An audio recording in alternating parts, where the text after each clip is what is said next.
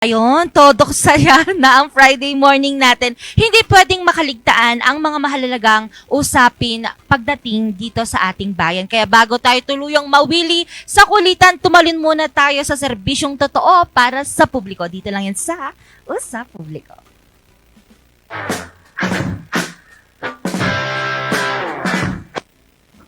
At ngayong umaga nga, kasama ulit natin si Attorney Elinita Julieta Bangin Kapuyan, ang Provincial Election Supervisor 3 ng COMELEC Baguio Benguet. Good morning, Attorney. Good morning, Miss Angel. Good morning po sa lahat ng viewers natin ng Regional News Group Luzon. Happy sunny morning. Ayun po. Kamusta po ang morning natin, Attorney?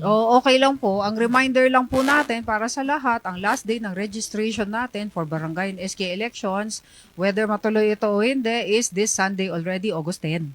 Ayun, napabigyan na agad tayo ng pasilip ni Attorney dito sa ating pag-uusapan, Attorney. Pero ano po ba eto nga po, ano itong pag-uusapan natin ngayong umaga? Ito po ha, ang ating last day scenario. Just in case po, maraming talagang nagpaparehistro sa araw ng huling araw. That is August 10, 2025. So, ang oras po natin for last day of registration is 8 a.m. to 5 p.m. Tapos, strictly po, magsasara na kami ng 5. Pero, pag last day na tayo at marami pa rin mga tao within 30-meter radius, diyan po sa opisina ng Office of the Election Officer kung saan nagaganap ang pagpaparehistro, maglilista po ang election assistant ng names nitong mga taong ito within 30-meter radius. Tatawagin po sila isa-isa para po payagang magrehistro. So even if lumampas tayo ng 5 p.m., they will be considered registered on time. Oo po. Titi, paano yun, Attorney, kapag po kunwari ako po, humabol po ako ng 5 p.m. tapos napagbigyan po ako. However, bigla po akong, kailangan kong mag-CR po. Lumabas po ako ng sa munisipyo or kung saan po, bigla pong ganun, Attorney. Okay naman po yun kung talagang necessity at nagpaalam ka naman. Pero ang problema, kung bigla kang nawala or nagkape ka siguro, nagmerienda, then nung panahon na tinawag ka na ng election assistant para magparehistro at kunin ng iyong biometrics, nawawala ka na. So, kung bumalik ka na an hour later or sobrang tagal na, hindi na namin i-consider yan. So, that's under the rules. Kailangan pala. Bago pa pumunta doon, dapat talaga, nag-CR ka na, uminom ka na ng tubig, kumain ka na, para kahit papano, makahabol ka pa rin. Pero ito nga po, Attorney, ano na po bang update natin sa mga bilang na nagpa-register dito sa region natin, dito sa Cordillera? Dito po sa Cordillera Administrative Region, ang total po natin sa Day 6, lamang, 22,247. So, pang-anim lang yun. Nagko-collate pa kasi kami ngayon. So, that's the Day 6 for entire Philippines sa Cordillera. Around 22,247 lamang. Medyo parang konti, Attorney, no? Opo, compared sa ibang region, medyo konti. Ano po kayo nakikita nating reason dito, Attorney? Kasi syempre, pagdating sa barangay and SK elections, hindi naman masyadong kinoconsider na hindi mahalaga. Pero yung bang hindi masyadong active ang ating mga voters based on my experience ha. Kasi lalo na pagdating natin sa Sangguniang Kabataan elections. So sa Sangguniang Kabataan, yung mga SK, wala naman sila dito sa vicinity ng municipality kapag registration days. Kaya nga inalaw na namin na Sundays and Saturdays naka-overtime ang COMELEC para sa kanila, para pag uwi nila they can apply for registration. Hindi sila masyadong active dahil hindi naman na sila residente of the place, or babalik din lang sila para magrehistro, masyadong yung bang burdensome para sa kanila na umuwi. And then, karamihan din nakapag-rehistro na rin for the barangay, for the national and local elections nung May. Kaya hindi na natin masyadong kailangan magrehistro, sabi siguro nila. Pero importante pa rin, lalo na sa SK, dahil magkakaroon tayo ng eleksyon para naman sa mga bata. So sana i-consider nyo yun at may bigyan nyo ng oras, lalo na ngayong Sunday. Ayun po, speaking of registration, until now po kasi, Attorney, marami pa rin pong nagtatanong kung ano po ba yung mga valid IDs na pwede daw pong dalhin sa, pag sila po ay magpaparehistro na, or yung ano daw din po, yung mga hindi valid na hindi pwedeng dalhin. O, unahin muna natin yung hindi valid. So, yung hindi valid is Community Tax Certificate or Cedula. Then, meron yung police clearance at yung barangay clearance. Kasi, etong mga ito, you can just get an ID or you can just get these clearances na kahit wala kang ID. Or sabihin mong ikaw yung ibang pangalan, they will just issue. Ganun lang yun eh. Kaya they do not recognize. So, yung mga valid IDs naman natin, yung NBI clearance ang allowed. So, student ID, employee ID, yung senior citizens, yung PRC, yung syempre kung student ID, meron kang library card na merong ID at signature, picture ID, photo and signature. Then, pwede rin yung passport, syempre. Yung SSS, GSIS na mga IDs, IP na ID, senior citizens, yung mga yan. So, pag wala na talaga, we also honor birth certificate. Minsan yung marriage contract na nga, tinitignan namin, pero interviewin ka muna. And then, kung wala na talaga, you just get or bring with you yung relative nyo within 4th degree of consanguinity or affinity. Pagkatapos, i-identify ka niya na ikaw ay resident of the place. Pwede rin naman any registered voter. Pero they cannot identify a resident for purposes of registration more than 3 times. So, ibig sabihin, attorney, paano po yung mga estudyante? Kasi meron po yung, until now, wala pa po silang IDs na ibibigay. Pwede po ba nilang, ang magpa-register po, yung parents po nila mismo? Hindi pwede yun. Wala tayong proxy na registration. Wala rin tayong proxy na voting. Meron yung nagtatanong pa sa amin, may sakit, infirm na masyado, hindi na makapunta. Wala kasi tayong law as of this time na pwedeng ang mag-register o mag-vote para sa inyo yung relative nyo. Or na inauthorize nyo, hindi pwede. Pero meron yung mga instances noon na yung taga-COMELEC na ang pumunta doon sa bahay nila at doon na kinuha or nag-update ng registration. So, pwede naman yung ganun. You just request it. Total, meron naman tayong off-site registration sa mga barangays. Pero yung proxy na registration, wala pong ganun. Paano naman, attorney, yung mga OFW? Pwede po ba silang magpa-transfer? Ayan po ang allowed na transfer. So, gusto po namin i-announce na wala tayong local transfers. For example, local transfer. Lilipat ako from Barangay Dominican Mirador, lilipat ako sa Barangay Lourdes.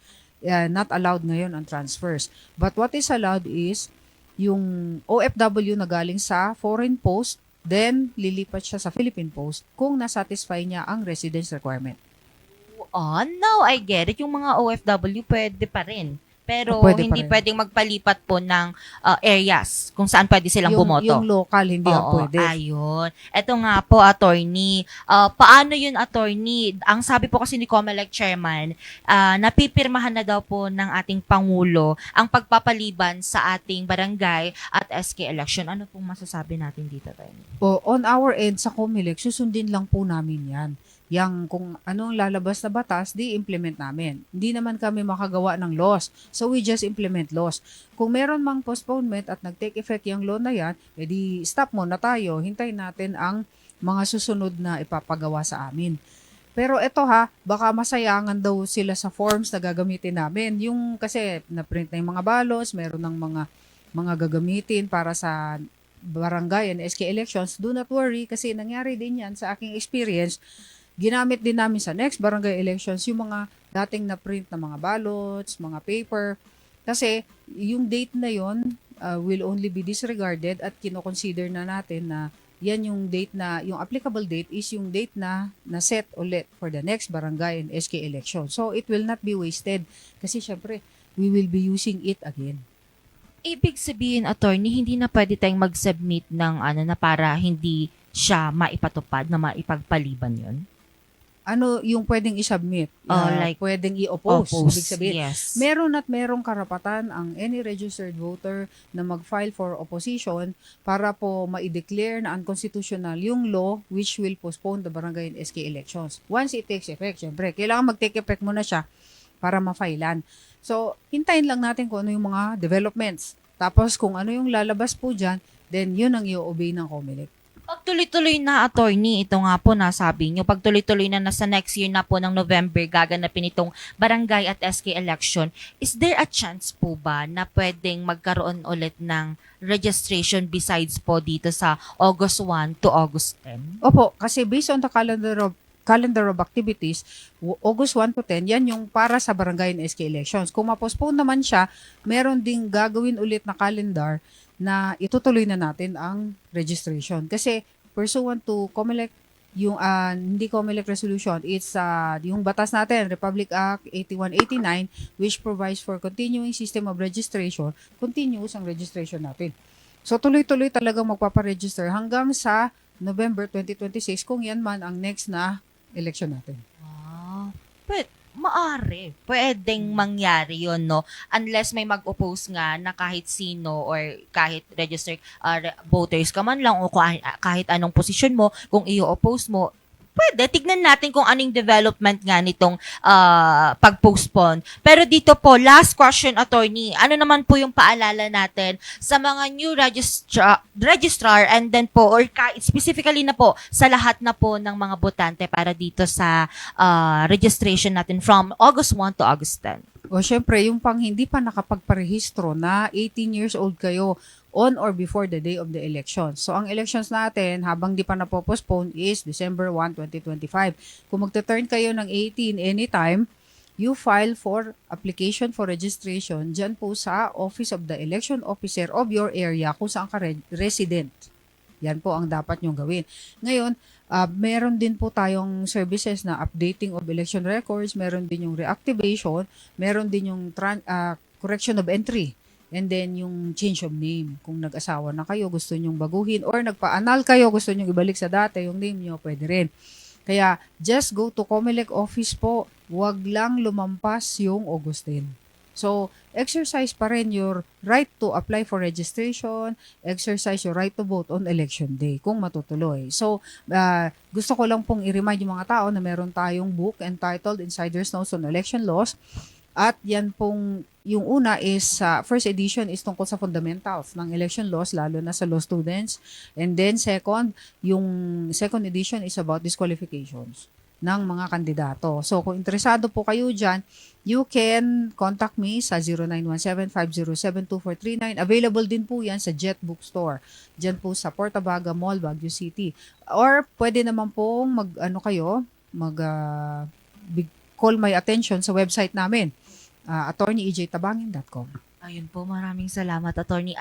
Alam ko marami na naman tayong natutunan. Hindi lang ako bilang isang kabataan, pero alam ko marami yung mga kabataan dyan na natutunan. And sana ma-push pa kayo na para magpa-register or kahit kung gusto nyo naman talagang kaya nyong mamuno sa barangay ninyo, nako po, pwede po kayong magpa-register na dyan o mag-submit na po ng inyong COC para po sa pagiging SK officials natin dyan sa barangay. Thank you so much po, attorney. Attorney, baka may gusto ka namang batiin or shout out? Gusto ko pong batiin si Jose Robert Inventor. Sana bumalik ka na rito and get well soon. Ayun, babalik po siya. Ayan po. Thank you so much, attorney. Nako po, mga ka-MB,